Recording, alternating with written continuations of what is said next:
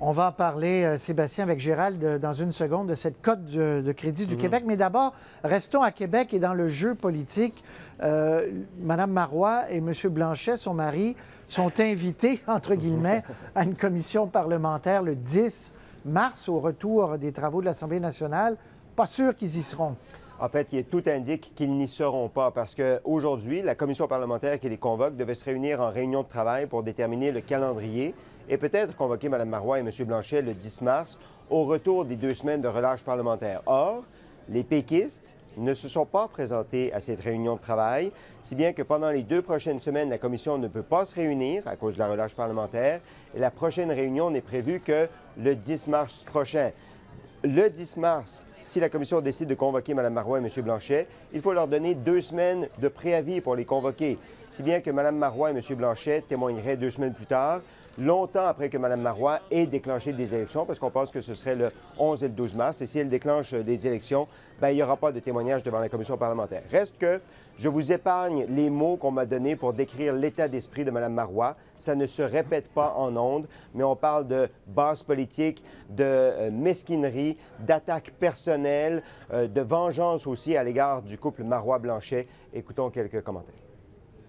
La première ministre veut se défiler de ses responsabilités. Non seulement se défiler de ses responsabilités, c'est qu'elle défie un ordre de la Chambre. Et dans l'histoire du Québec à l'Assemblée nationale, ce n'est jamais arrivé. Tous les premiers ministres ont accepté de comparaître en commission parlementaire. Pour ma part, moi, je suis convaincu qu'il y a anguille sous roche. Je pense de plus en plus d'observateurs au Québec. Ouais. Actuellement, ils vont tenter de faire tous les amalgames pour pas montrer que finalement, ils sont totalement désorganisés, désorientés.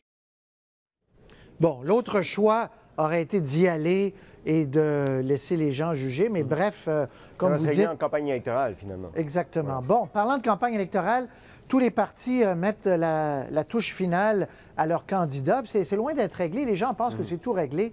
On chasse à droite et à gauche, et entre autres, Martine Desjardins pour le Parti québécois. Oui, l'ancienne présidente de la Fédération étudiante universitaire qu'on a appris à connaître dans le conflit étudiant et qui est devenue chroniqueuse politique depuis.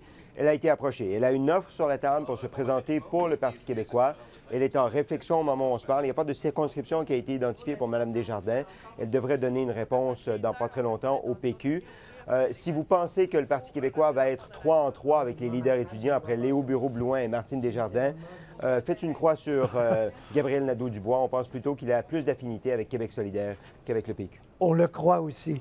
Mais qu'il ne se présenterait pas aux prochaines élections, par contre. Voilà, 2 sur 3. Voilà, 2 sur 3. Possiblement. Et ce ne serait pas dans Mille-Îles à Laval. C'était la grosse rumeur. C'est ce que nos sources nous disent aussi. Mais il n'y a pas de circonscription définie ou de présenter à Mme Desjardins. Bien voilà, ça va être ça au cours des prochains jours, Sébastien. Merci. Je vous en prie. Au revoir. À la prochaine. Au revoir.